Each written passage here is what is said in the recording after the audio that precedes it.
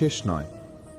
শ্রীকৃষ্ণ অর্জুনকে বলেছিলেন, হে অর্জুন, আমার আর তোমার অসংখ্য জন্ম হয়েছে, তুমি কিছুই মনে করতে পারো না, কিন্তু আমি সব মনে রাখি। যে মানুষ এই সত্য বুঝে ফেলে যে আমি এই সংসারে কিছু সময়ের জন্য এসেছি, আনন্দ করতে এসেছি, কিছুক্ষণ থাকতে এসেছি, তার জীবনের সমস্ত ঝগড়া, সমস্ত দুঃখ, সমস্ত চিন্তা শেষ হয়ে যায়।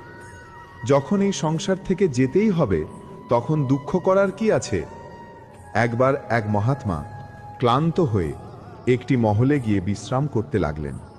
তিনি মহলের বিছানায় ঘুমিয়ে পড়লেন।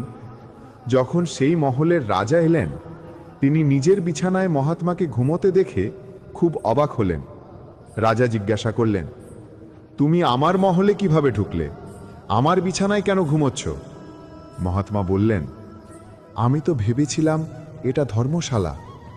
রাজা বললেন, আমার মহলকে তুমি ধর্মশালা ভাবলে কিভাবে?